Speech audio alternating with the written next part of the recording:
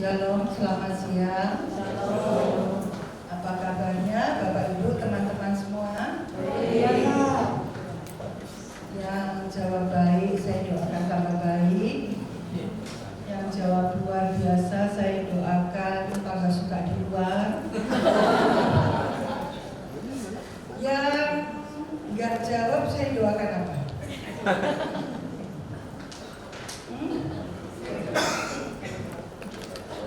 Saya doakan supaya kalau ditanya itu menjawab. Yang senyum-senyum aja saya doakan apa? Doakan apa? Selalu tersenyum. Supaya terbuka. Oh, supaya bahagia. Ya. Oke, terima kasih saya boleh diundang. Terima kasih Loh Seru, terima kasih majelis boleh mengundang saya. Saya ini orang GKT, asalnya GKT Semarang. Mau pelayan dan waktu itu pelayanan di gereja lain juga nggak pernah administrasi. Nggak tahu masih diakui nggak sama Pak Yusuf Gunawan. Ya, saya tahu GKT, tapi memang waktu panggilan saya masuk saat. Jangan saya masuk saat saya dimarahin sama waktu itu hamba Tuhan GKT baik sama majelisnya. Tapi tadi saya bilang sama Loh Seru, wah GKT Hosana itu luar biasa ya, memberi kesempatan. Ada yang praktek dari gereja ini, sekolah Alkitab ini, sekolah Alkitab ini. Kemarin juga katanya ada yang datang di wisuda saat, sampai saya tanya siapa yang di wisuda orang GKT Hosana? Ya ada, cuma diundang, ada relasi ya. Ya memang nama saya resmi itu nggak ada Shirley-nya. Jadi orang-orang mencari saya di mana gitu ya. Ya bersyukur sebetulnya saya mengambil konseling itu sudah di saat itu sudah tahun 2000. Angkatan pertama, gelarnya waktu itu magister konseling. Tapi ya karena kesalahan dari dulu kan semua sekolah Alkitab di bawah Depak, bukan di bawah Dikti, ya kan? Jadi ketika saat ke Dikti, ITA makanya dipanggilkan sekarang STT. Nah, magister konseling itu yang sudah S2 nggak diakui Bapak Ibu. Jadi turun jadi D1. Lah kan ngenes banget ya kan? Nah, akhirnya karena saya masih aktif pelayanan, saya harus ambil. Jadi udah setengah tahun lagi saya sudah kepala 6 sih. Ngerjain tesis itu pusing, panas kepalanya, ya tapi bersyukur semuanya boleh dilalui ya. Oke, kita akan berbicara salah satu penghalang pertumbuhan luka batin. Nah, kalau Bapak Ibu teman-teman ikuti Cambium, itu kalau ikuti PPT-nya di situ ada beberapa itu yang diambil dari School of Healing. Itu satu pelayanan yang dimulai oleh seorang hamba Tuhan yang bernama Tom Sepinton. Sekarang beliau balik ke Biola, ya, ke Amerika. Sekarang mengajar di Talbot University. Itu sudah pelayanan di Jogja itu kira-kira 30 tahun lebih, melayani banyak hamba Tuhan, mahasiswa sekolah Alkitab STI Jogja. Dan beliau menemukan kenapa calon-calon hamba Tuhan itu kok banyak punya masalah gitu ya, sehingga dibentuklah satu modul perlahan yang namanya School of Healing. Nah, beberapa materi kami diambil dari situ. Jadi kalau nanti boleh nggak saya share sama Loh Seru, kebetulan di Surabaya ini saya salah satu pengurusnya, ada beberapa pendeta GKI teman-teman saya. Kalau misalnya punya kesempatan ikutlah supaya lebih detail ya. Nah, sekarang saya mencoba bersama-sama ngomong tentang penghalang pertumbuhan. Nah, saya juga seneng nih kalau GKT mau ngomong luka batin. Tadinya luka batin itu sama GKT itu disembunyikan, nggak tahu di mana, ya. Apalagi sebagian orang-orang Tionghoa itu punya satu apa ya? Punya satu keyakinan, belief yang salah menurut saya. Kalaupun ada telur bosok di rumah, baunya jangan keluar. Itu apa kok ini Rasul? Nah itulah kayak tadi ya. Saya cuma tahu guys ya. Jadi kalau ada telur bosok pun, ada yang terluka, ada yang sakit hati, itu jangan sampai keluar. Tapi Kita sudah bukan zamannya lah sembunyi-sembunyi ya. Kita sama-sama mau belajar. Nah, sebelum saya mulai, coba ini tulisannya kekecilan ya. Ya, yang merasa tidak bisa terbaca mungkin maju di depan. Masih ya. Jika secara spontan Bapak Ibu teman-teman diminta menceritakan pengalamanmu, khususnya pengalaman yang tidak menyenangkan. Kalau yang menyenangkan tuh gampang banget gitu ya. Pengalaman yang tidak menyenangkan, yang tidak bisa kamu lupakan, ini saya masih batasi dengan keluargamu. Bisa papa, bisa mama, bisa kakak, adik, atau orang tua kepada anak ya. Pengalaman negatif apa yang kamu bisa ceritakan? Coba berdua-dua. Kan tadi jangan disembunyikan telur bosoknya. Oke? Ya, coba. Ya, gini, ceritanya sebisa atau senyaman mungkin, bisa terbuka seperti apa. Kalau ngomong ini tidak nyaman ya jangan diceritain gitu ya. Coba. Yang nggak punya teman cari teman.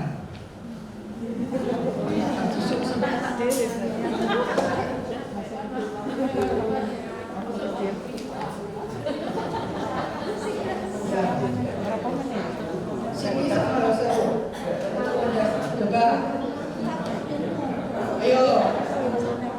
Gak lama-lama ya. Ini nanti ngatur ini. Tio ada apa ya?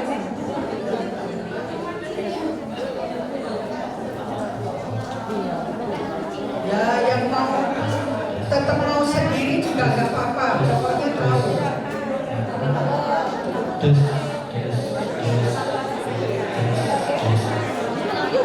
Itu kenapa kok makin pindah ke belakang?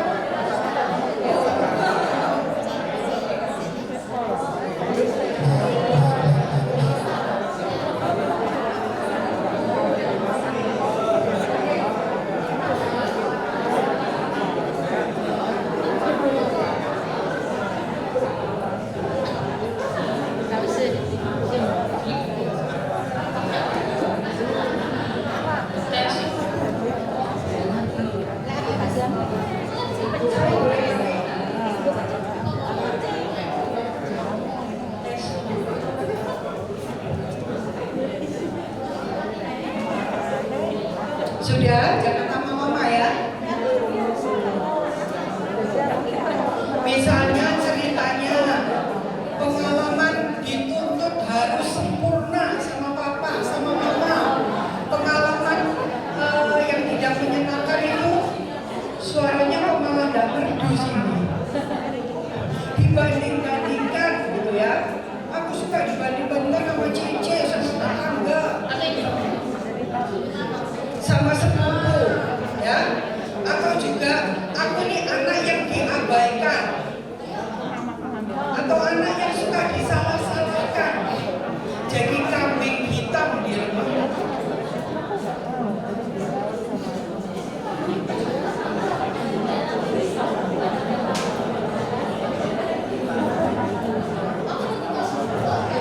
Yang gak mau cerita ya saya gak paksa. Tetap nanti boleh pulang. Oke, gak lama-lama. Sudah cukup? Ya. Oke, kembali ke depan lagi. Mana mic tadi?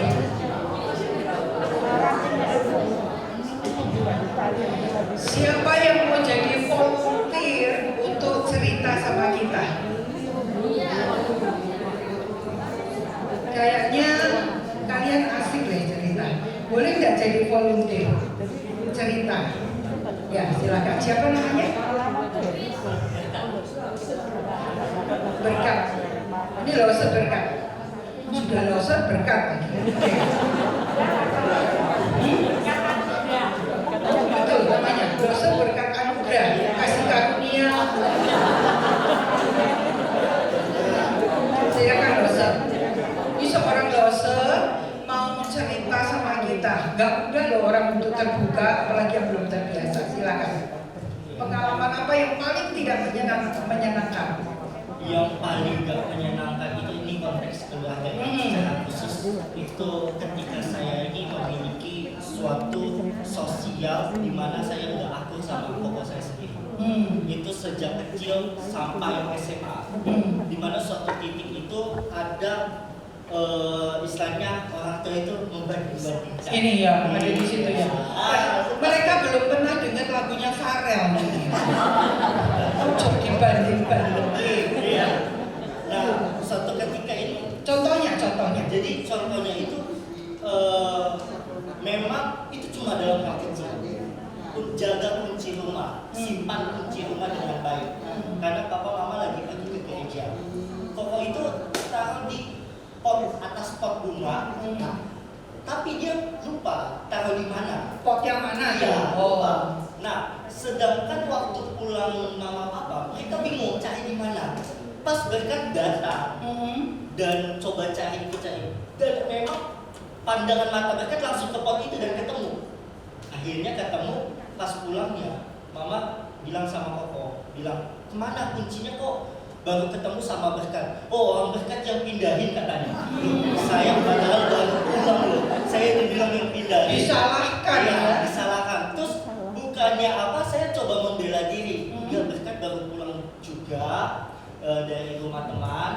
Tapi pas ketemu di sana, mama papa mungkin punya apa ya? Pemikiran karena ya gimana ya? Lebih kecil. Ya itu. Akhirnya saya pun jadi disalahkan. Itu disalahkan, meskipun pembelaan apapun itu gak masuk, Gak diterima. Karena gak mungkin kalau kunci itu Bisa pindah sendiri. Enggak, bisa ketemu dalam satu waktu. Oh, Ya, langsung ketemu. Iya, langsung ketemu. Harusnya kan mereka cari-cari dulu di mana. Loh, di situ. Nah, akhirnya karena itu langsung ada keributan besar. Perasaan berkat itu usia berapa? Itu usia 17 tahun. Oke, apa perasaan berkat pada waktu itu? Saya nggak merasa mendapatkan penerimaan. Jadi tidak disayangi gitu. Ada luka gitu ya. Sama Koko dan terus ke mama papa juga. Terus? Akhirnya pada saat itu saya bilang mama papa nggak adil pada saat itu. Kenapa selalu bela Koko? Kenapa saya enggak? Padahal saya memang ngomong jujur. Akhirnya mungkin Koko nggak terima dengan kata-kata saya karena tinggi pada itu. Suara saya tinggi. Oh. Iya. Akhirnya dia pukul saya. Dan saya ikut juga pukul. Karena memang ini. Dan mama saya tolongin Koko. Ya kan? Saya Melindungi. Saya takut apa karena ada mama saya nggak mau pukul. Saya justru lindungi mama. Tapi karena dia mungkin udah kesel sama saya, akhirnya pukulan Koko kena ke mama. Saya makin kesel dong. Iya kan, bukannya apa. Akhirnya yang terjadi adalah ini memang suatu cerita yang susah beritahukan karena memang posisinya sampai warga dan termasuk ketua RT pun sampai datang. Oh, jadi gara-gara itu jadi masalahnya goyang dan kemana-mana. Iya, memang lucu memang. Bapak Ibu, ada orang lagi kesel, disalah-salahkan, kok malah diketawain ya? Memang Lucu ya? Oh, jadi ketawa ya apa ya?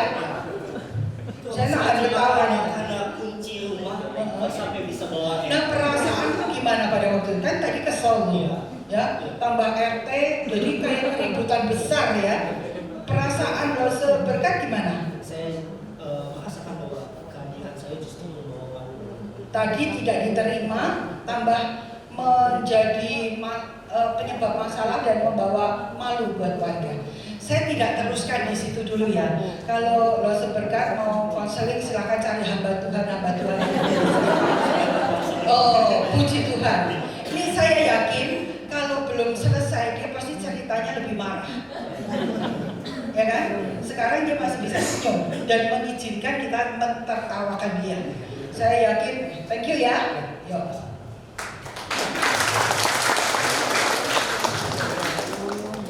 Nah, saya harapkan saya tidak punya waktu untuk meminta Bapak Ibu untuk semuanya cerita. Ya, tapi saya yakin ada cerita yang bisa kita ceritakan. Jadi belum tentu yang namanya luka batin itu harus peristiwanya pelecehan seks, belum tentu. Itu masalah kunci, ya kan?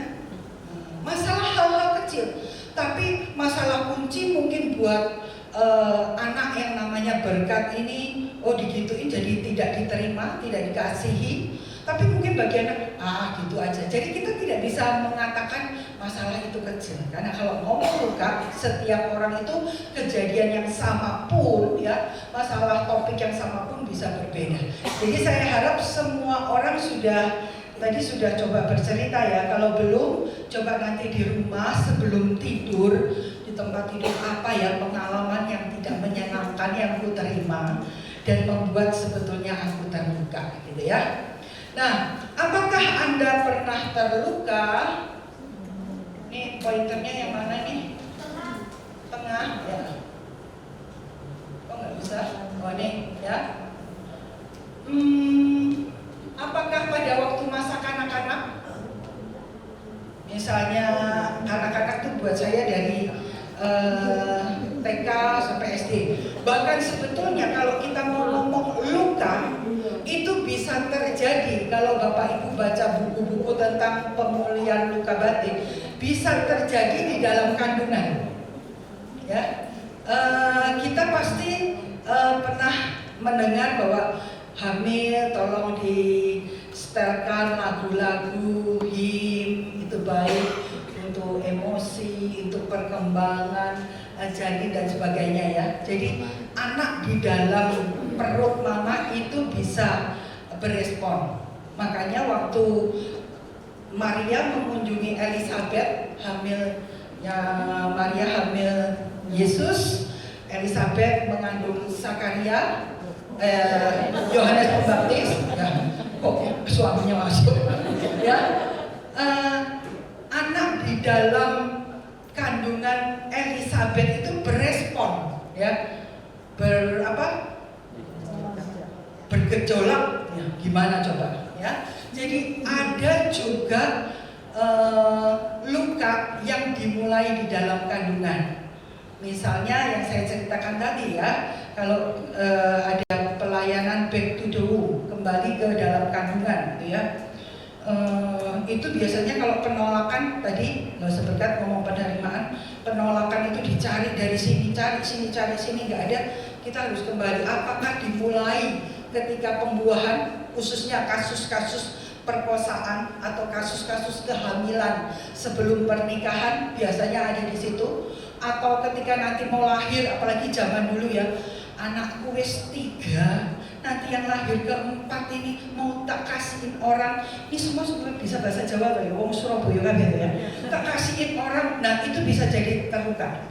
Mau tak titipin ya, atau mau diasuh oleh emak, nah itu juga bisa, macam-macam dah. Saya nggak ngomong situ ya. Nah, atau juga terluka pada waktu masa remaja pemuda. Tadi lo seberkat umur 17 misalnya ya. Karena itu bully, karena komunitas yang ada, atau pada waktu dewasa sudah menikah, dapat mertua ya baik, ngetoke gitu ya, dapat suami yang seringkali ngomong-ngomong kasar dan sebagainya, itu kira-kira ya.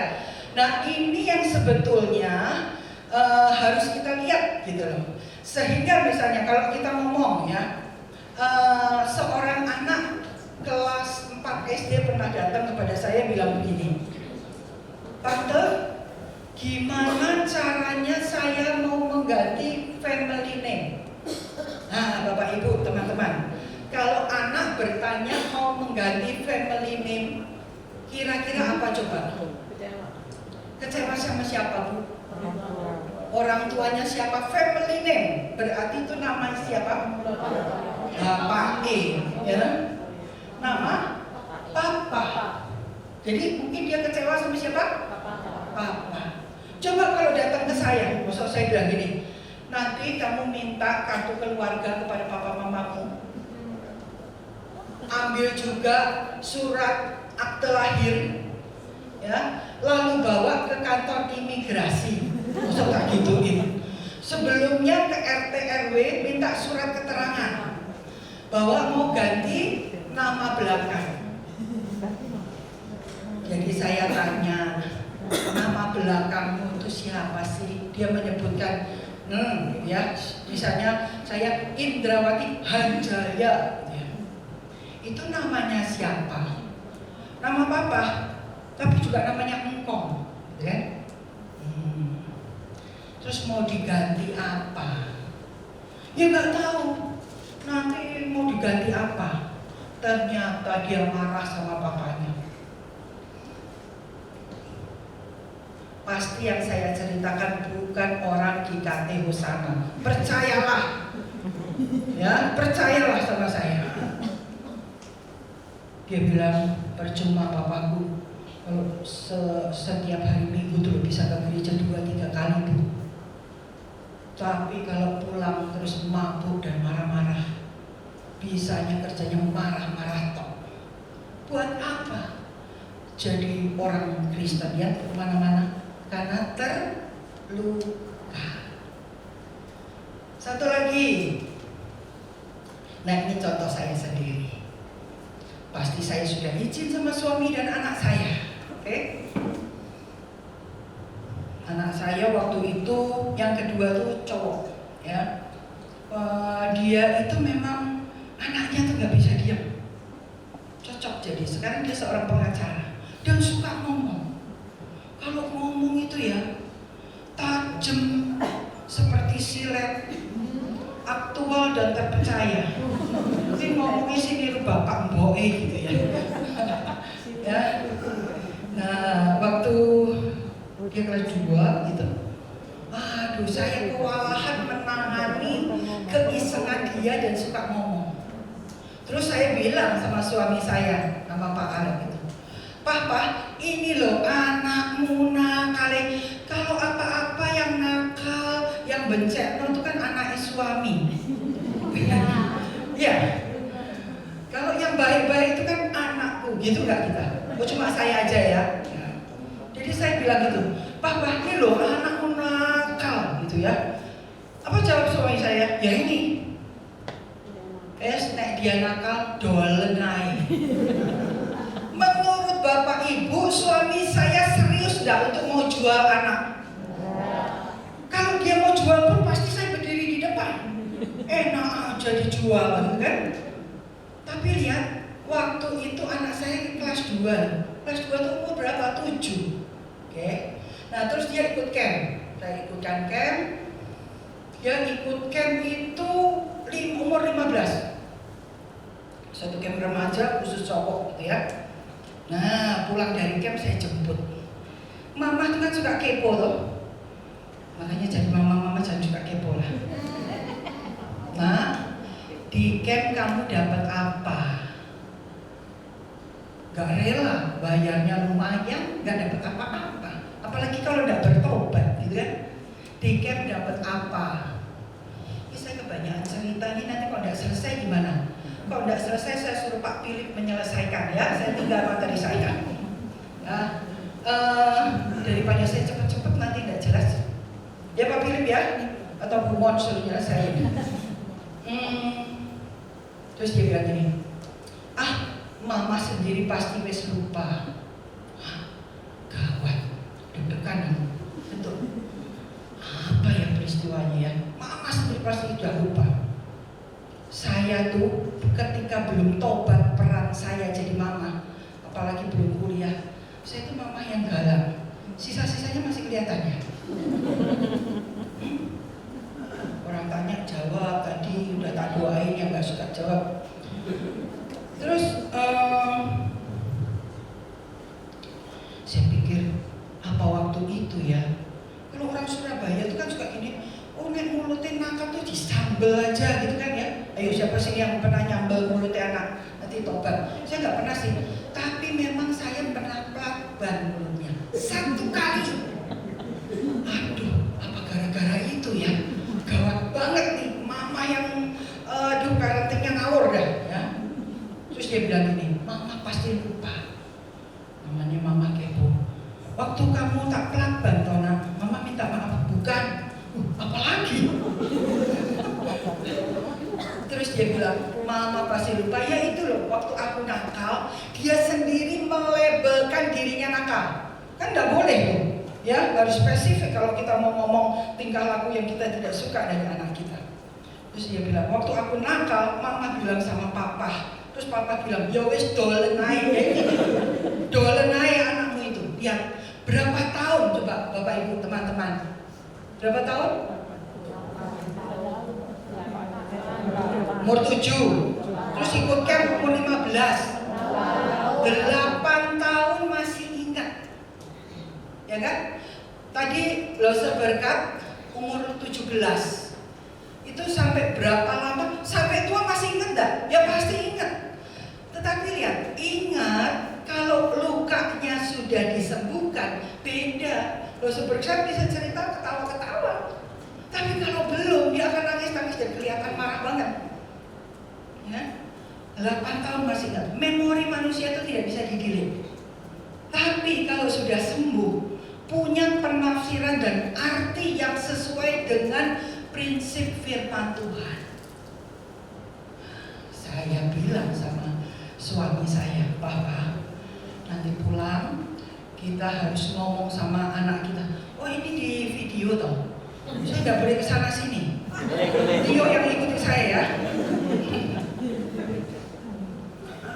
Nanti pulang kita ketemu sama Kim Ham, namanya Kim Ham. Kita harus ngomong, ada apa? Wes kamu ya pasti lupa. Karena saya sendiri aja lupa. Akhirnya kita ngomong. Coba bayangkan kalau waktu itu saya sebagai orang tua tidak minta ampun, minta maaf sama anak saya. Tapi saya atau siapa? Anak saya akan bertumbuh menjadi pria yang apa? Itu baru satu loh. Contoh ya, pria yang dia pernah mau dijual. Padahal mamanya nggak sungguh-sungguh. Itu perasaannya, ya. Jadi kalau ngomong luka batin, sebetulnya paling gampang ya. Kalau luka fisik, luka kena pisau, luka terbakar, luka tergores, itu pasti kelihatan. Batin itu di dalam, jadi luka yang nggak kelihatan. Luka batin merupakan satu kondisi di seseorang yang dipengaruhi oleh pengalaman pahit masa lalu yang membekas. Oke, ya kalau belum sembuh bekasnya itu sakit gitu ya. Nah, dan biasanya yang namanya luka batin karena di dalam itu cenderung menyentuh yang namanya perasaan atau emosi. Emosi itu bukan marah ya, emosi itu perasaan yang diekspresikan. Ya. Nah, namanya luka batin pasti menyentuh perasaan. Jadi tadi saya tanyakan kepada Loser Berkat, perasaanmu apa waktu itu? Saya merasa tidak diterima, berarti tidak dikasih. Saya merasa saya penyebab dari keonaran, gara-gara kunci sampai melibatkan RT RW. Polisi enggak ya begitu ya? Gitu kan? Nah, kalau kita ngomong luka batin, di Alkitab itu misalnya Mazmur 7 ayat 5 pakai istilah jiwanya dianiaya. Coba jiwa dianiaya itu kayak apa coba? Ya, berarti ada jiwa, ada sesuatu yang di dalam dianiaya, tersiksa atau tertekan gitu ya. Kita tidak sempat buka semuanya gitu ya. Atau Amsal 27 ayat 9 bagian B dikatakan merobek jiwa. Jiwa itu dirobek, terrobek-robek, bukan kertas saja ya. Lalu pakai istilah remuk hati. Yesaya 61 ayat 1. Kalau kita mau lihat juga di Yeremia gitu ya, merawat orang-orang yang remuk hati. Hati itu bisa remuk. Satu kali ada tamu dan tamu saya dari Jakarta minta bilang, Syari katanya di Surabaya itu terkenal bebeknya ya. Iya sih, bebek goreng. Terus saya bawa ke satu tempat gitu ya. Nah ketika saya bawa ke satu tempat itu ada salah satu di menunya itu bebek remuk. Saya tuh bukan penggemar bebek, saya tanya, Mas, bebek remuk itu apa? Itu leher bebek, leher digoreng, terus diremek, dikasih sambal. Sudah makan semua, nggak usah bayangkan itu. Terus saya tanya, enak mas? Enak.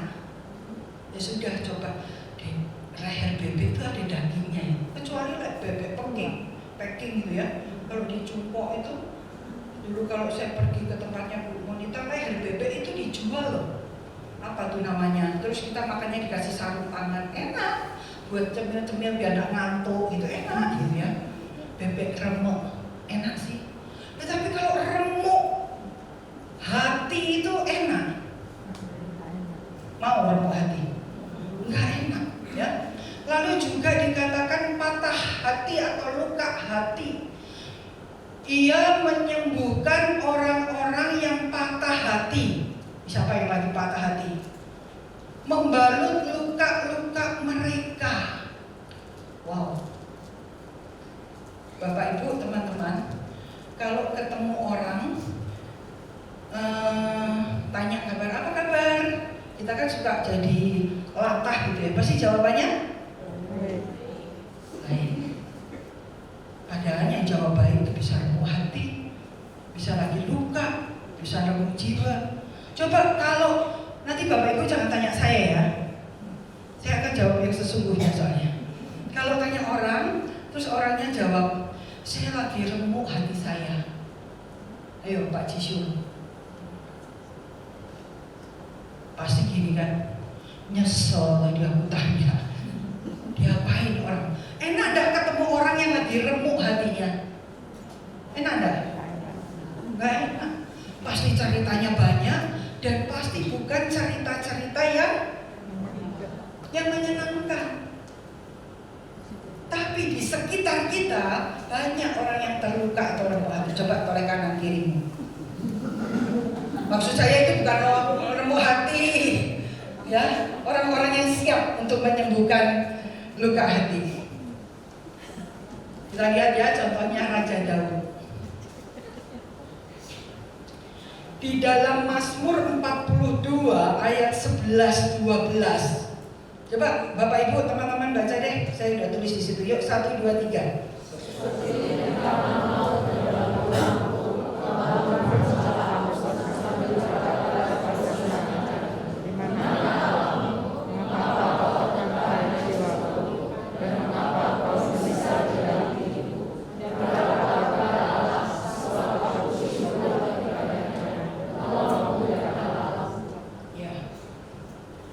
Daud itu ketika selesai perang, perempuan-perempuan itu menyambutnya dan mengatakan apa?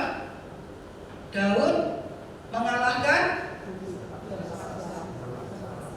raja. Oke, terus yang terjadi sama raja apa? Sejak saat itu, nanti baca ya. Sejak saat itu raja berikhtiar. Ikhtiar itu apa? Berusaha sampai sampai sedapat mungkin untuk membunuh Daud. Kalau Daud disambut perempuan-perempuan seperti itu, salah Daud apa? Kan memang perempuan-perempuan suka ya. Mungkin Daud ganteng dibandingin raja, lebih muda gitu kan ya. Salah Daud apa? Terus Daud mau dibunuh. Oke? Terus bukan hanya sampai situ aja. Gimana perasaan Daud? Lalu kalau kita lihat hal lain, misalnya di Mazmur 38 juga banyak cetusan-cetusan ya. Ini ya. Seperti tikaman maut ke dalam tulangku, lawanku mencela aku. Mengapa engkau tertekan hai jiwaku? Mengapa engkau gelisah di dalam diriku? Ada satu kegelisahan, ada satu tekanan di dalam diri Daud.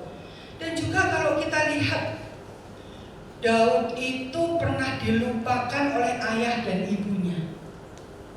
Sehingga di dalam Mazmur dia mengatakan, sekalipun ayah dan ibuku melupakan aku, tapi Tuhan tidak pernah melupakan aku. Oke? Kita lihat lagi. Ayub.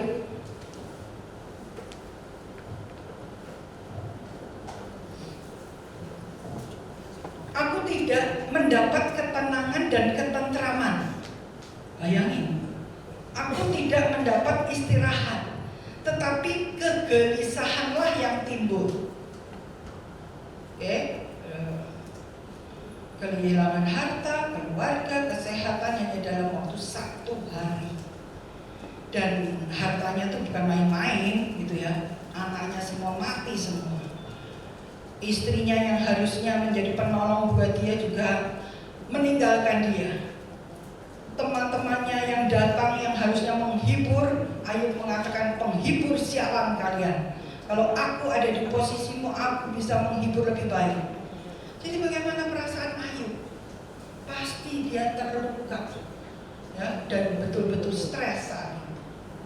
Kalau kita lihat Hana, ini cetusan-cetusan yang ada di kata-kata ini yang ada di dalam 1 Samuel sendiri loh, ya, bukan yang saya buat. Dia dimadu, dia mandul. Gimana coba perasaannya perempuan, istri yang madu dan dimadu dan mandul? Selalu disakiti hatinya dari apa Bapak Ibu? Dari tahun ke tahun.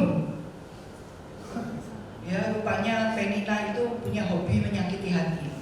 Gusar, menangis terseduh-seduh, tidak mau makan, sedih, pedih hati, sengsara, sangat bersusah hati, besarnya cemas dan sakit hati. Ini cetusan-cetusan yang nanti dibaca di dalam 1 Samuel ketika Hana berdoa dan akhirnya dia datang kepada Imam Eli. Ya, cetusan-cetusan itu menunjukkan bahwa Hana juga adalah orang yang terluka.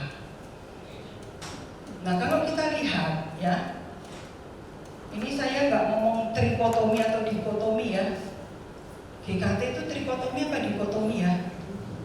Hah? Dikotomi ya. Saya nggak ngomong itu ya. Saya nggak ngomong, kita nggak ngomong lagi doktrin itu. Tapi ini apa yang tertera di dalam 1 Tesalonika 5 ayat 23. Coba tolong bisa seorang bacakan 1 Tesalonika 5 ayat 23. Apa yang Paulus tulis di situ?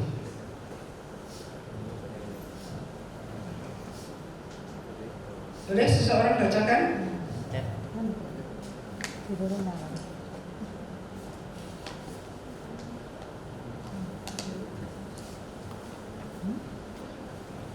Masih ada orang?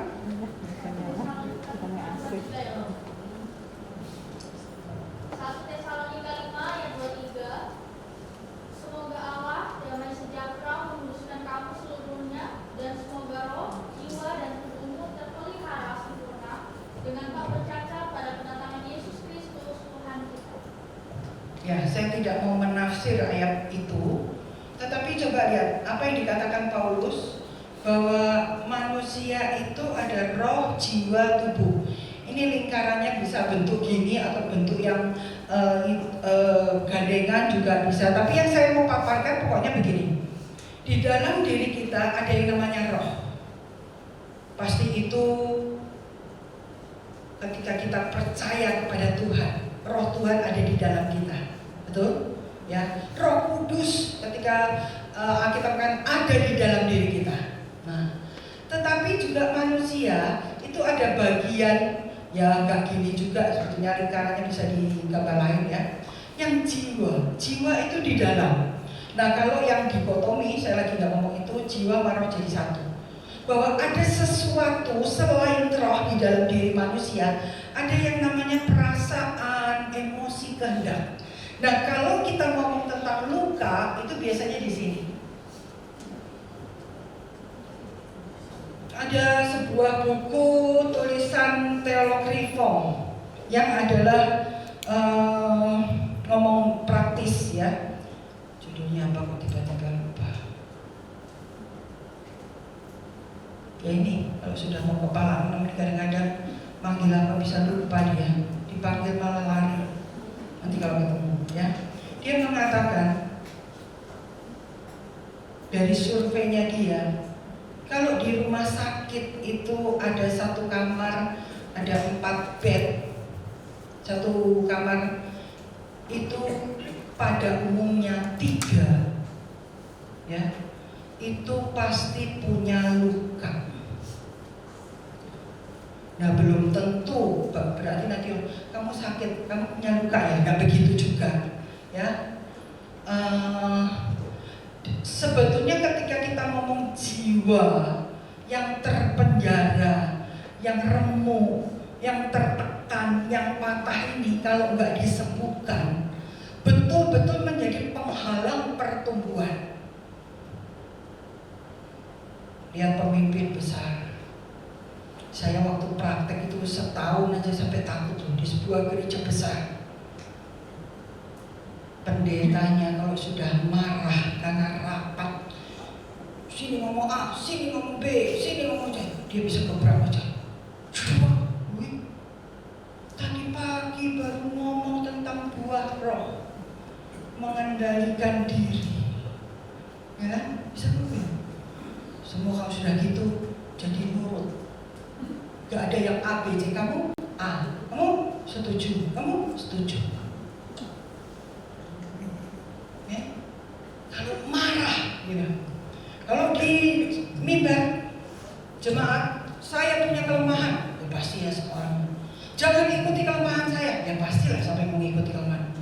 Jadi kalau saya mukul anak saya, karena dia terkenal suka mukul anaknya, saya menghajar anak saya itu demi kebaikan. Apa seorang anak bisa terima kalau papanya menghajar demi kebaikan? Hah? Bisa terima? Kita alasannya gitu, nggak bisa. Ya, ada sesuatu di dalam jiwanya yang sebetulnya terluka. Ya, nah biasanya ini mempengaruhi tubuh sehingga tadi penulis siapa ya, dia mengatakan makanya banyak orang itu suka sakit tapi diperiksa kemana-mana nggak ketemu penyakitnya, atau betul-betul punya penyakit terminal jantung, kanker, ya itu karena luka batin yang terus dipelihara nggak mau disembuhkan, jadi stres dan membuat betul-betul itu berdampak pada tubuhnya. Bapak Ibu, saya ini terlahir di keluarga yang gak Kristen. Bapak saya punya 6 orang anak. Saya anak terbesar. Kami waktu itu tinggal di Bandung. Dan engkong saya itu juragan tembakau dari Temanggung. Papa itu punya, engkong itu punya 2 anak, papa saya dan 1 adiknya perempuan yang kuliah di Jerman. Jadi sejak kecil saya tahu papa saya ini sudah sultan. Waktu itu belum ada istilah sultan. Sudah jadi orang kaya di Bandung, gitu ya. Di jalanan itu rumah kami itu sekomplek dengan para jenderal. Nah ini ada kaitannya. Yang ngasih nama Sherry itu Pak Jenderal, tetangga sebelah. Makanya di wisuda kemarin tidak ada Sherry-nya, yaitu papa saya. Siapa nama anakmu? Belum punya nama. Sudah tak kasih nama, itu katanya. Jenderal Subrata. Menurut mami saya kan gak ingat. Ya. Nah, tapi papa itu adalah laki-laki yang tidak bertanggung jawab. Dia suka judi.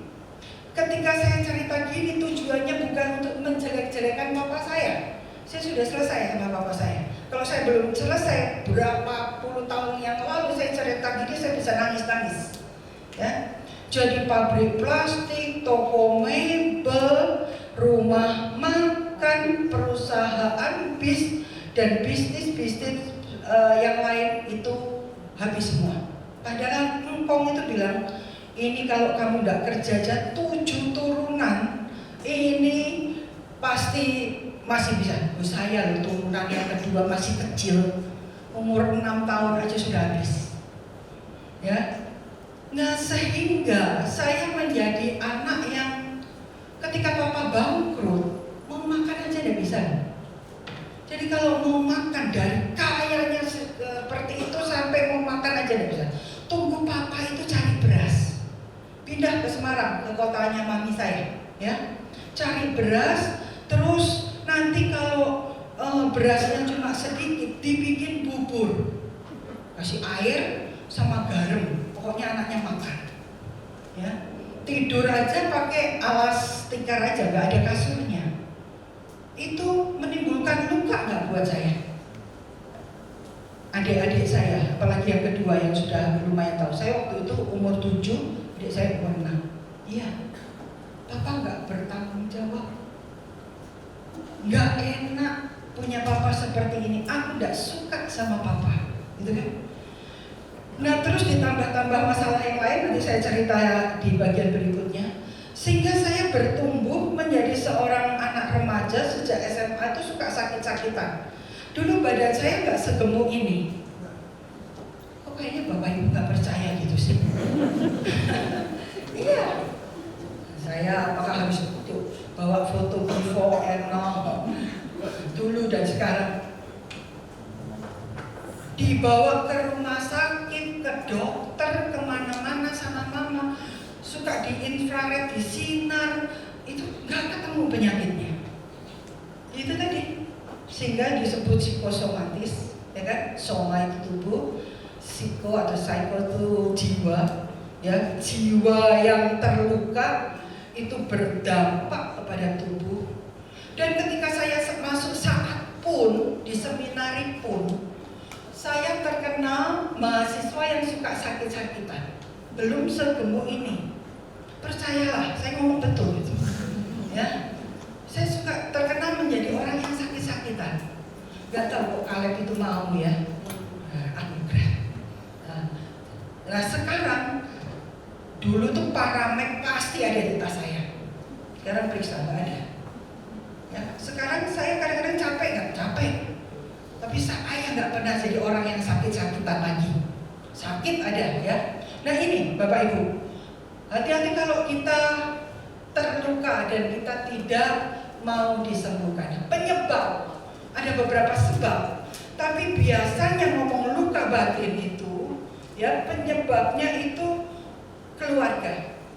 Minggu lalu waktu Bu Monita ngomong dark side, sisi gelap, itu juga pasti mulanya di keluarga, ya. Sudah tes semua dark side?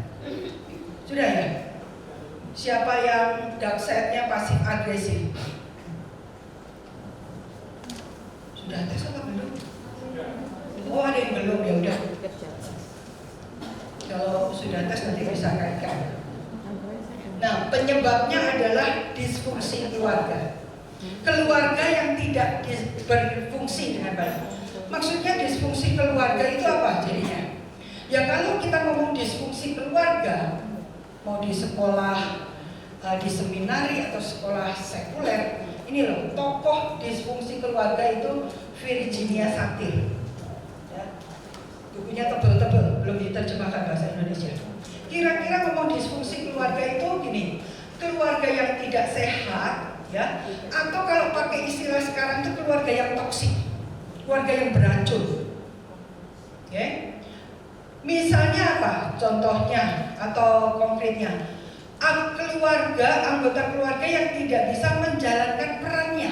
Seperti tadi, papa saya tidak bisa menjalankan perannya sebagai seorang kepala keluarga, seorang papa.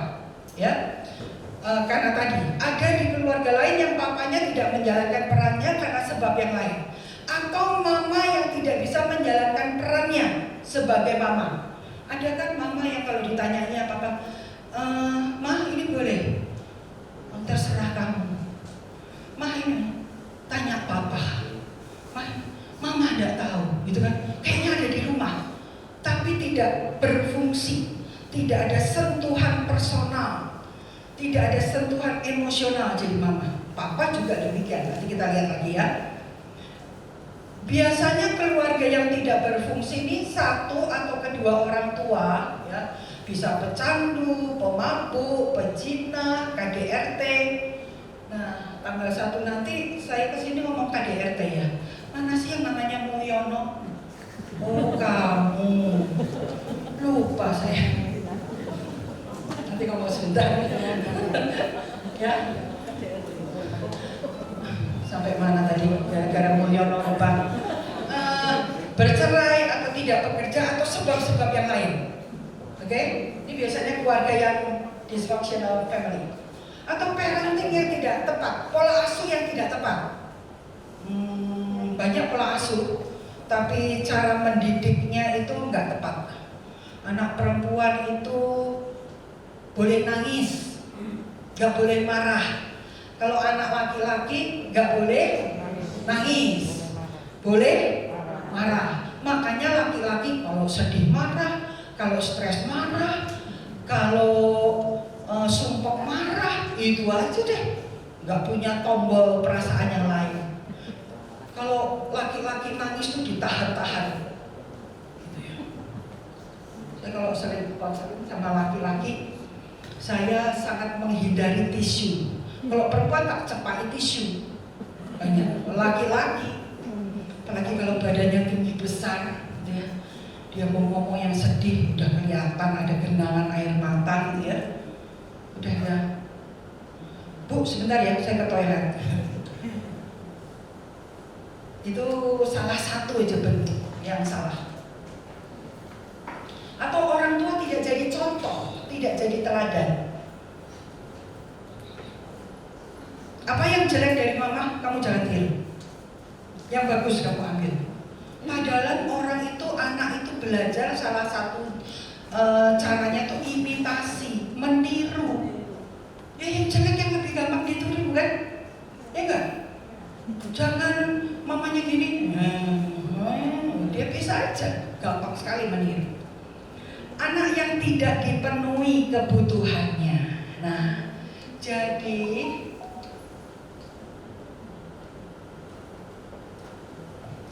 kalau kita ngomong terluka gitu ya, kan mulai dari keluarga.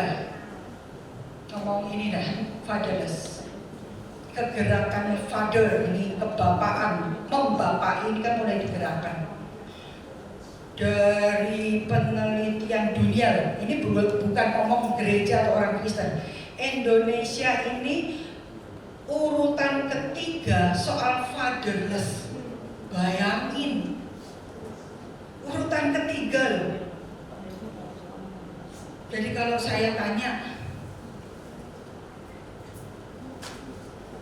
ini kok yang di depan kok yang sepuh-sepuh tuh, aku ya sungkan tolong tanya. Nah sebelahnya Lose berkat itu Lose siapa? Bukan Lose. Ya, kamu sudah harus jadi Lose karena sudah di sebelahnya Lose. Siapa namamu? Christopher. Papamu ada di sini?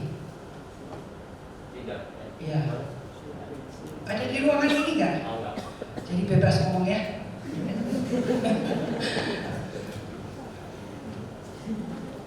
Apakah papamu berfungsi sebagai papa? Telur busuk jangan disimpan terus ya. Bukan untuk jelek-jelekan papa, supaya walaupun parenting model papa mama kita pun keliru, kita punya respon yang benar. Itu intinya.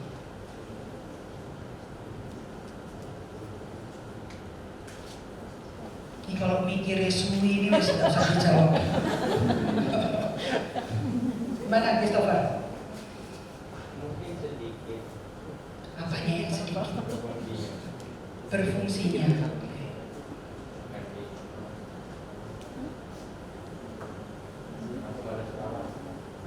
Apa? Oh, membiayai sekolah aja. Bersyukur lo masih disekolahin ya, jadi sedikit. Terus kamu punya cita-cita nanti mau nikah? Gak sekarang tentunya. Hah? Ya. Mau pengen jadi papa? Terus belajar dari mana kamu jadi seorang papa? Nah, ya. Harusnya belajar dari papa dari mana? Dari bapaknya. Loh ini kok papa tetangga? Kok papanya orang kaya? Bisa nggak? Ya bisa. Tapi seharusnya belajar dari papa dari mana? Dari papa. Makanya kita bilang, hai bapak-bapak jangan bangkitkan amarah anak-anakmu. yang perempuannya yang sepuh-sepuh di depan.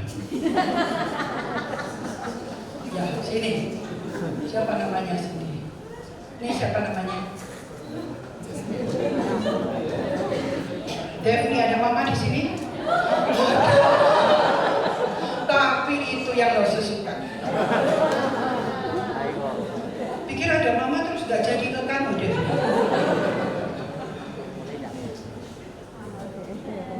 Papa juga ada.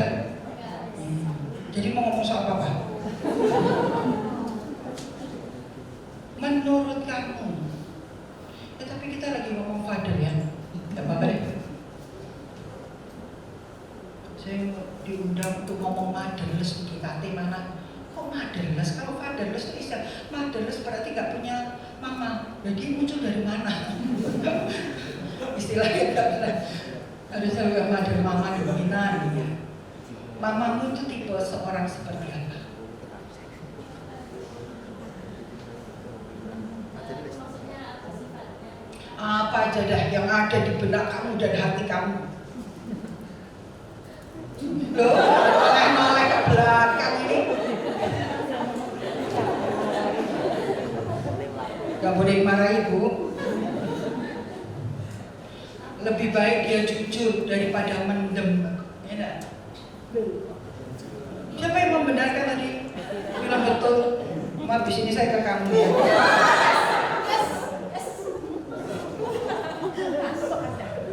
Rasanya punya banyak luka itu. Hah? Bener ya? Dev, ini apa saya kesana aja? Langsung. Gak ada. Saya gak mau memaksa orang yang gak siap. Walaupun saya pasti menoleh-noleh terus tuh ada sesuatu. Nanti bereskan sama mama ya. Atau mamanya yang bereskan. Fatherless. Ketika kami punya 2 anak, anak-anak tuh suka minta sama papanya. Terus suami saya tuh ngomong gini, kok anak-anak tuh suka minta toh? Apa ya mintanya sama kamu ya bener toh? Aku loh gak pernah minta sama papaku.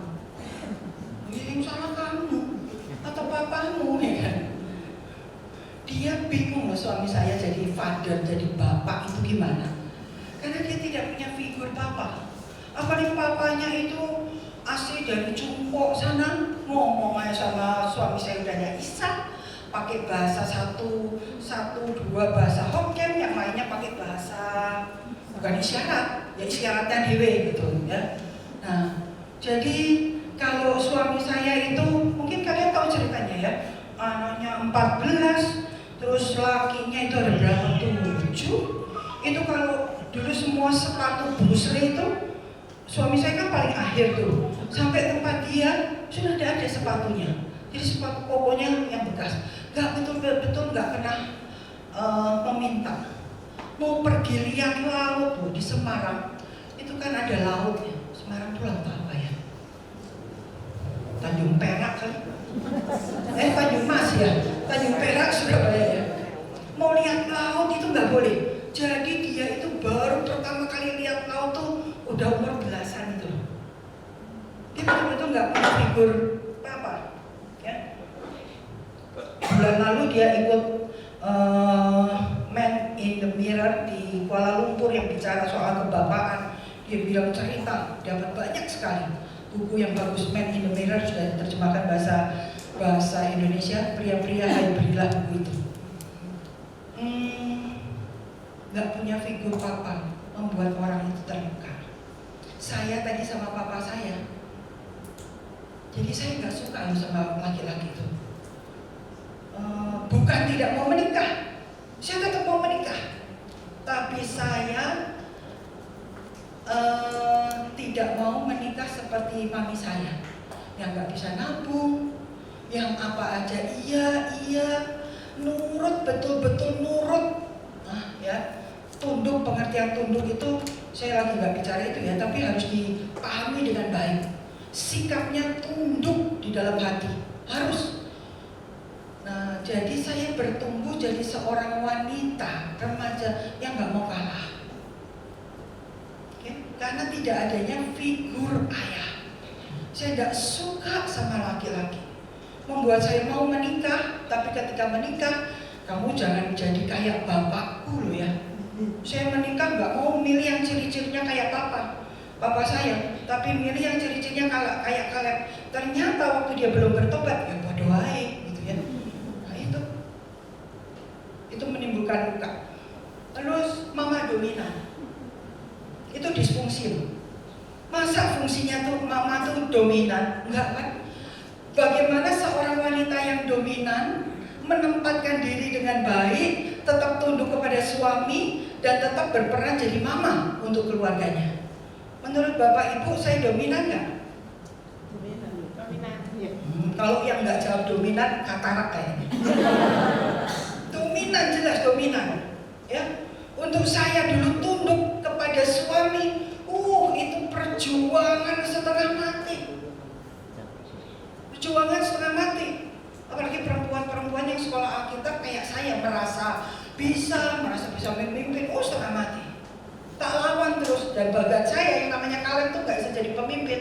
Ternyata ketika saya sadar, saya baru tahu yang angel dipimpin itu yang namanya Shirley, bukan Kaleb gak bisa mimpin.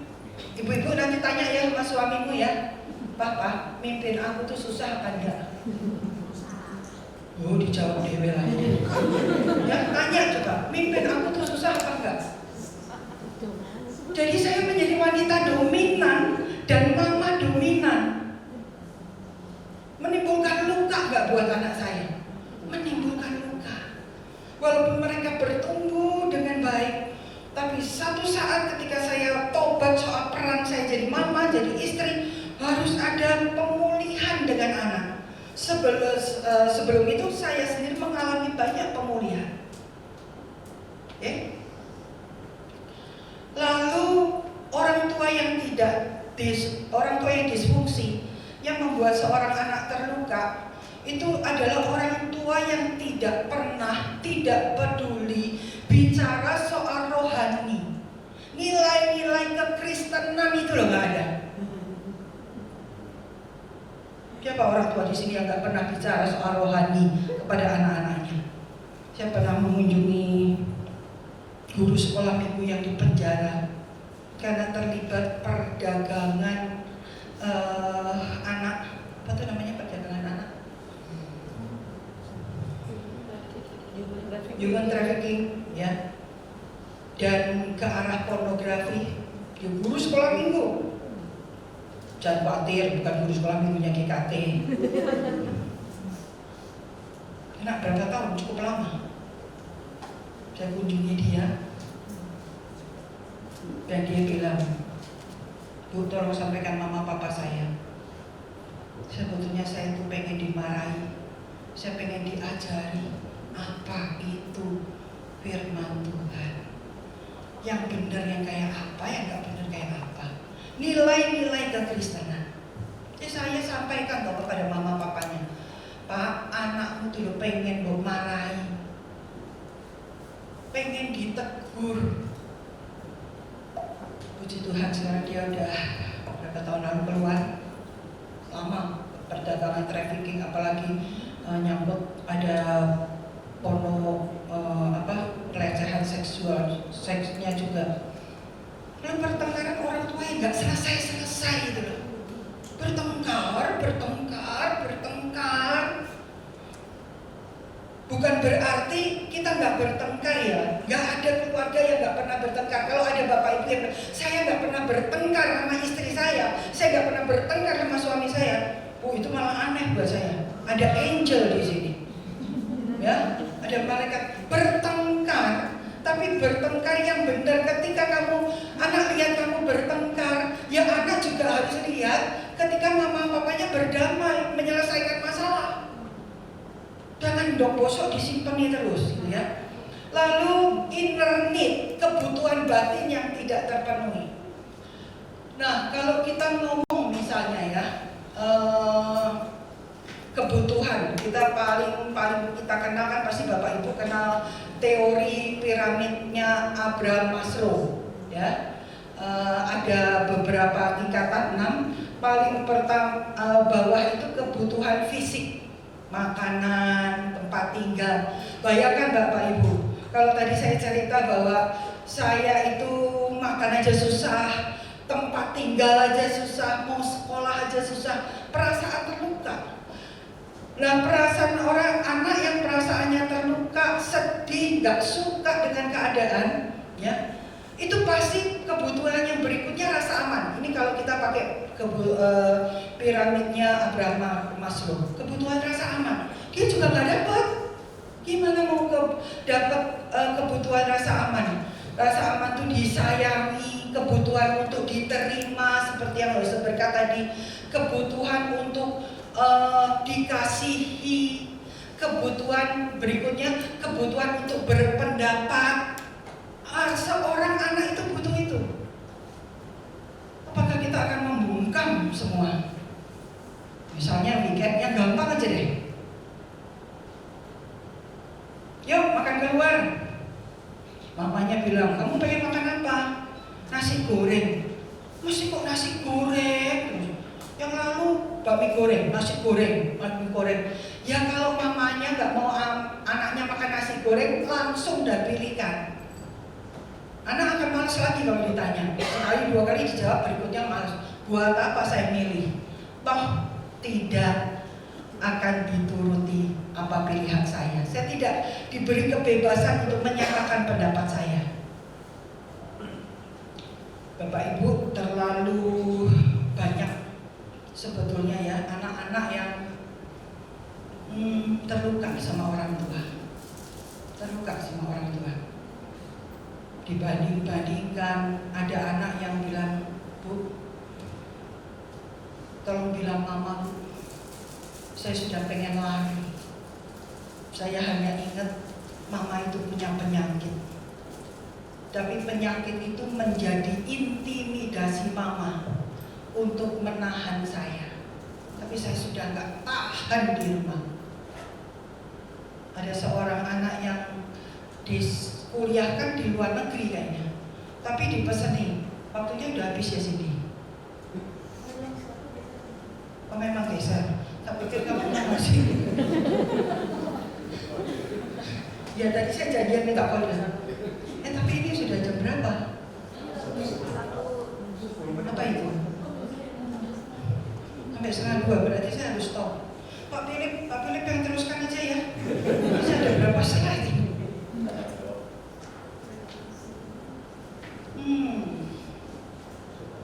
Kasih slide, ada 22 slide. Ini baru sampai 13.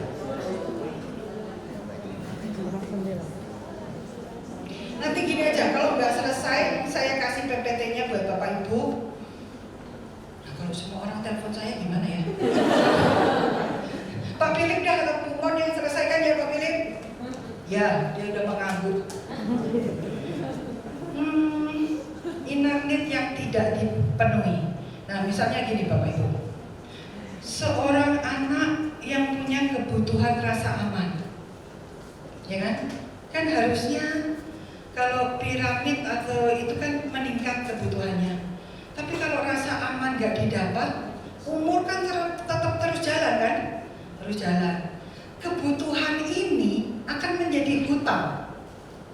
Oke? Dan di dalam psikologi itu disebut hutang eksistensialis. Susah ya? Gak usah diingat-ingat. Pokoknya akan hutang.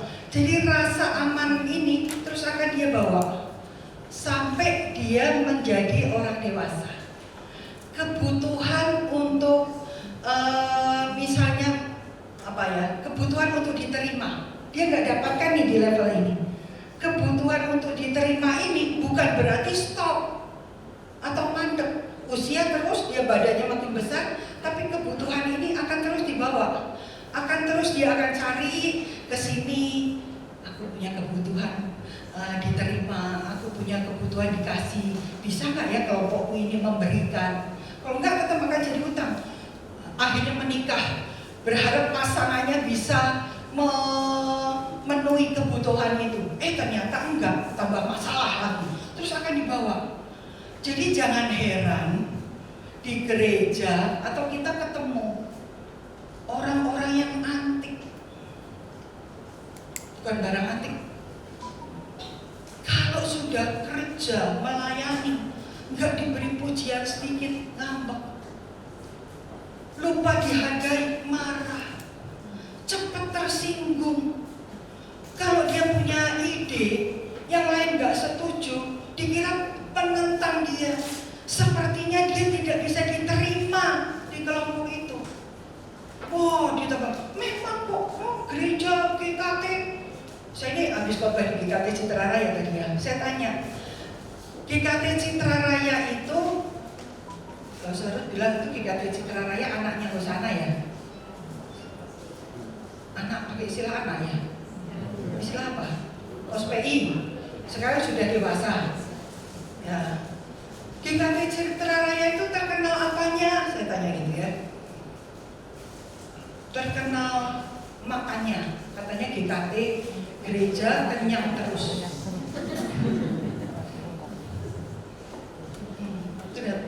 Kita lihat ada sebetulnya di gereja itu macam-macam orang nanti ya.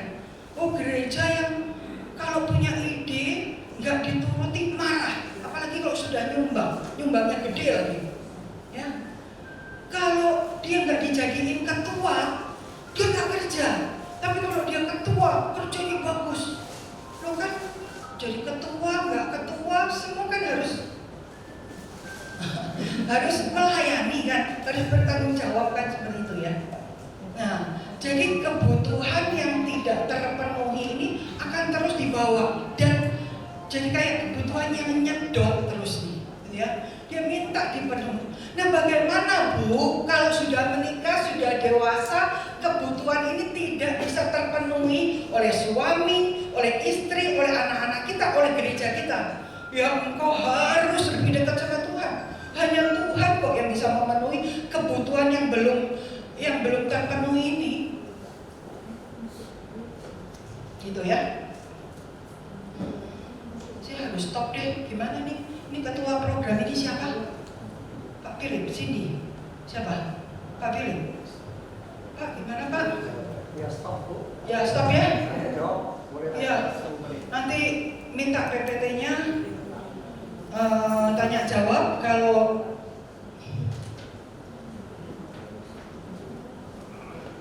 ya memang nggak bisa sih ngomong cuma sekali ini padahal saya nggak ngomong lebih dalam ya. Yaudah silakan tanya jawab. Nanti kalau ada yang nggak jelas, ya yang utama luka batin pasti dimulai dari keluarga. Ini mungkin yang perlu ya. Kadang-kadang kita ngomong luka batin muncul bukan karena perbuatan orang lain ya yang membuat kita sakit hati, tapi justru terletak pada respon kita terhadap perbuatan atau peristiwa itu. Nah, kalau responnya, contoh yang paling gampang tadi ya, seperti saya atau lo seberkat, responnya kan jengkel, marah. Nah, sekarang kalau sudah sembuh, seharusnya ya respon yang berbeda, gitu ya, respon orang yang sudah disembuhkan. Oke. Apakah ada yang mau bertanya?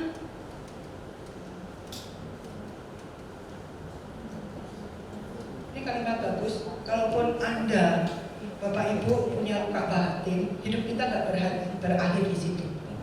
Jangan kasih titik kalau Tuhan masih mau kasih pola.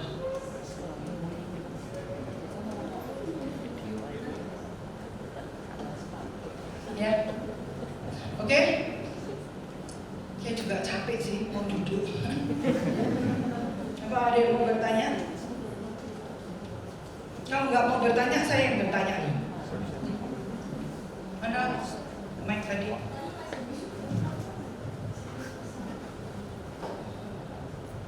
Ayo, Bapak Ibu suka bertanya apa ditanyain? Lose, kalau belum ada yang bertanya, mungkin saya tanya santai, Lose. Kalau luka batin itu bisa nggak pindah ke anak? Misalnya ini kayak dari orang tua saya, terus habis itu karena dia merasa masih terluka atau gimana itu turun ke anak dan nggak turunan selanjutnya. Ya, pertanyaan bagus. Bukan bisa pindah, tapi begini polanya. Misalnya saya Jadi cerita saya ya sini ya. Saya kan nggak suka sama pria. Karena selain papa, saya juga pernah menerima pelecehan seksual. Tapi saya juga nggak suka sama mama. Karena menurut saya mama itu pasif. Nah ketika saya jadi orang tua, otomatis apa yang saya lakukan? Bisa seperti mama saya pasif, tapi kan saya nggak mau. Saya menjadi orang tua yang dominan. Nah otomatis ketika saya jadi mama yang dominan, anak saya yang cewek itu punya luka loh sama saya. Yang tadi saya ceritakan. Nah itu diturunkannya begitu.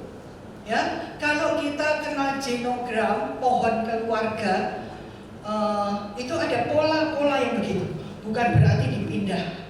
Padahal kita nggak mau mewariskan itu, tapi pola itu yang bisa diturunkan.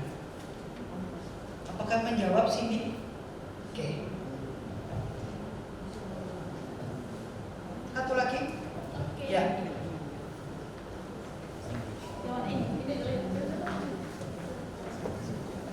Terima kasih Lesa untuk ini sharingnya. Mungkin di sini saya sama Mama sama-sama punya luka batin dan luka batinnya kami cukup dalam. Mana mamamu yang mana? Oh yang jawab tadi. Oke. Ya kenapa dulu siapa namamu? Jadi dari saya kecil ini saya kehilangan sosok papa. Dan itu yang membuat mama ini menjadi dominan. Ya. Dan itu setelah mama papa balik, papa ini sisinya pasif. Sorry. Setelah mama papa apa? Balik ketemu lagi. Papa jadi sisinya pasif. Pasif. Dan mama tetap berada di posisi yang dominan. Oke. Dan di sisi itu saya sama Adi ini kita punya luka batin yang cukup besar. Nah, untuk menyelesaikan luka batin kami seperti apa? Ya. Oke. Gak gampang ya kamu ngomong gitu ya. Apa namanya? Sharing.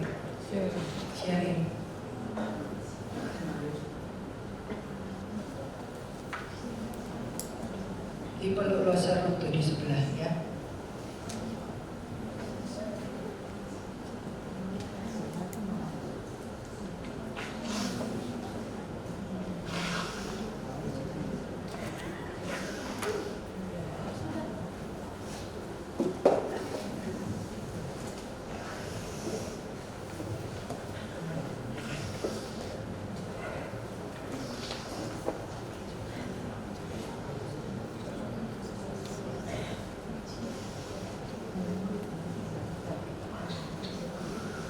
Ya, tentunya sharing dan mamanya mungkin kalau masalahnya gitu, dosen membayangkan itu ada banyak faktor.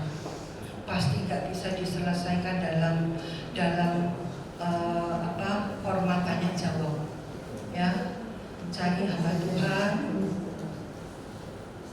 dari dosen Ruth atau Bu Monita atau dosen Cindy. Atau boleh kapan-kapan janjian sama saya ya, sama mamanya sekalian juga. Oke, saya berdoa untuk kamu nanti ya. Cukup sudah? Oh maaf Pak, siapa namanya Pak? Ya, saya Julius. Saya ingin begini. Yang namanya luka batin itu kan berarti pribadi dia loh. Pribadi saya, anggap aja gitu ya. Pertanyaan saya begini, apakah kalau saya sudah berada dengan Tuhan, saya perlu memperhatikan orang lain atau enggak? Untuk supaya itu saya sembuh gitu aja. Untuk membereskan dengan orang lain Iya. Nah, tidak selalu Pak. Kalau misalnya hal itu bisa dilakukan, itu baik, ideal ya. Tapi kadang-kadang orang yang melukai kita itu loh, belum tentu dia sadar kalau sudah melukai kita. Ya. Tapi kalau kita sudah beres dengan Tuhan kan kita tidak peduli. Kamu mau apa kan kita juga sudah nggak ngefek terus. Maksudnya gimana Pak? Jadi gini, misalnya saya pernah dilukai orang gitu ya. Tapi karena waktu itu saya ya istilahnya dengan Tuhan masih belum rela gitu ya. Terus akhirnya setelah saya dipulihkan Tuhan, saya sudah merasa Tuhan mencukupkan semuanya. Akhirnya saya sudah beres gitu. Nah, terus setelah itu kan saya tidak mau berdosa. Nah, tidak mau berdosa ya otomatis ya saya harus beres dengan diri saya. Nah, setelah itu kan orang lain ini kan dianggap sudah second, istilahnya bukan peran utama sudah. Kan saya sudah nggak ada masalah gitu. Ya, itu yang tadi saya bilang kan, makanya respon hati kita ya. Tapi saya mau bilang dua hal. Pertama, ada satu poin di situ mengampuni. Mengampuni itu let it go. Let it go itu apa? Membiarkan pergi. Atau kalau mau diperdalam, mengusirnya pergi. Jadi apa yang melukai kita, bahkan sesuatu yang pahit di dalam diri kita, itu kita harus usir pergi. Ya, itu inti mengampuni itu let it go, membiarkan pergi. Nah, yang kedua, kalau kita ngomong tentang hubungan Tuhan, saya Tuhan dan sesama, selalu begini Pak. Kita kasih kita kepada Tuhan, itu juga harus terekspresi kepada sesama. Roma, hutang kita kepada Tuhan dibayarnya kepada sesama. Tetapi dalam rangka pemulihan tidak selalu harus berrekonsiliasi dengan orang yang membuat kita terluka. Bisa jadi orangnya itu tidak sadar. Misalnya kasus-kasus pelecehan seksual, ya. Sudah mengampuni orang yang melecehkan, mengampuni orang yang bahkan mungkin sampai perkosaan. Sudah, masa kita harus datangi orang yang memperkosa, melecehkan kita? Aku mengampuni kamu. Jadi perkara ini, ya. Tapi misalnya sama orang tua, sama adik kakak, kalau bisa ada rekonsiliasi itu ideal banget. Ya, peristiwa Esau dan Yakub ya, Yusuf dan kakak-kakaknya. Saya yakin Esau itu ketika sudah selesai dengan Tuhan, dia kan marah. Tapi terus dia cari bertemu dengan Yakub. Yusuf dijual, dibuang, marah. Tapi ketika dia sudah selesai, dia bahkan membantu dan menolong kakak-kakaknya. Mudah-mudahan menjawab ya Pak. Oke. Terima kasih. Mari kita berdoa.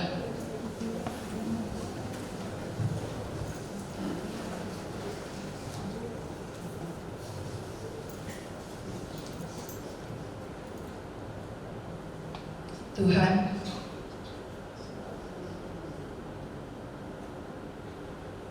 Engkau berkata, di atas kayu salib, mengampuni orang yang tidak tahu apa yang mereka perbuat.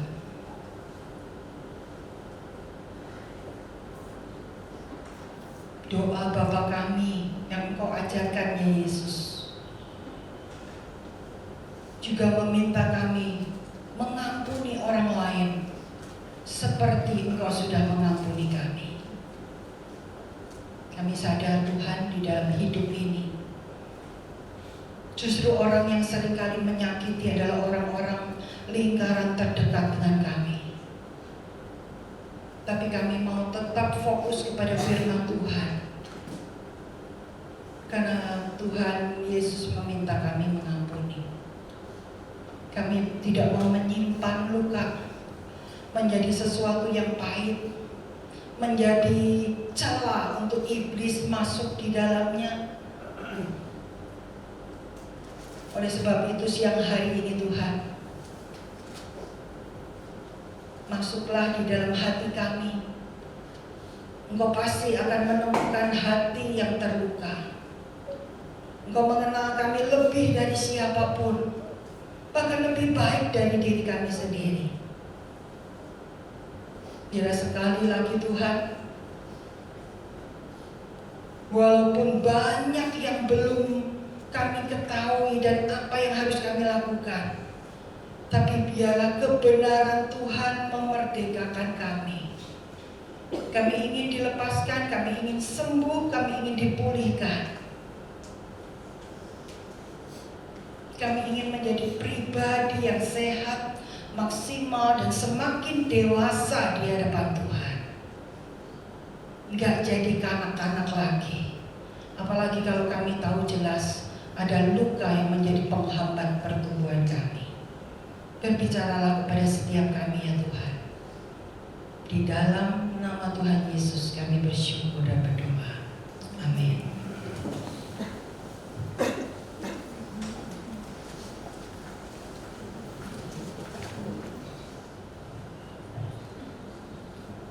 Sebelum saya berdoa, ya beberapa hal saya ingin sampaikan. Pelajaran seperti ini memang tidak akan selesai dalam 1-2 kali pertemuan, ya.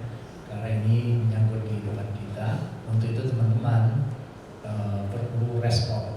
Ya. Kalau saudara merasa ada kebutuhan seperti konseling, bicara dengan hamba Tuhan, bikin janji. Kita ketemu dan bersyukur tadi Bu Sherry juga bersedia untuk buat janji, ya. Ibu Shirley juga salah satu konselor di TEA Karawang, ya. Dan kita ucapkan selamat karena hari Jumat baru menyelesaikan kuliah MTH di bidang Christian Counseling, ya. Selamat dan memberkati dan pelayanan akan mantap, ya, di Tuhan. Baik, mari kita tutup dengan doa.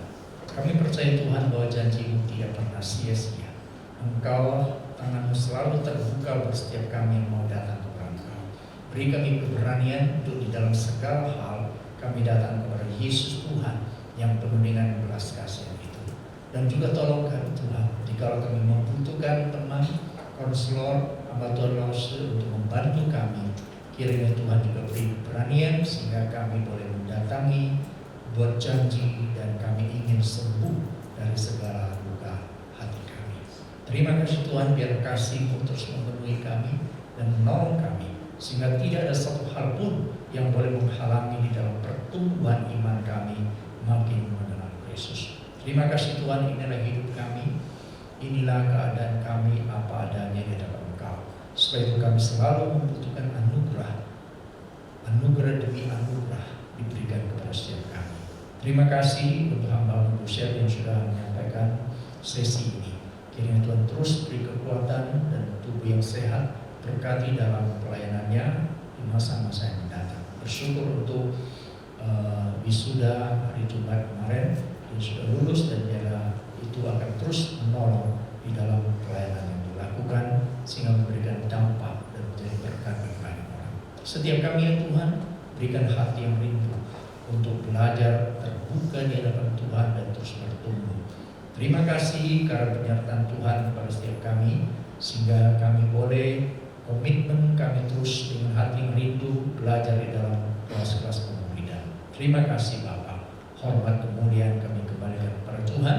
Biar ini menjadi sebuah kerinduan gerakan di gereja kami untuk terus belajar dan membangun komunitas fellowship di antara kami. Sehingga disinilah kami merasakan kasih cinta Tuhan dalam keluarga besar, saling mengasihi, menghargai, menerima apa adanya, menghibur dan saling menguatkan. Terima kasih Tuhan. Bapak Ibu, arahkan hatimu kepada Tuhan. Pulang dengan sejahtera, terima berkat Tuhan. Anugerah dan damai sejahtera yang melampaui akal dari Tuhan Yesus Kristus.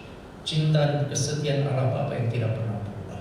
Persekutuan kekuatan, penghiburan, pertolongan Roh Kudus menyertai saudara sekalian. Mulai saat ini sampai selama-lamanya. Amin. Tuhan Yesus memberkati. Silakan.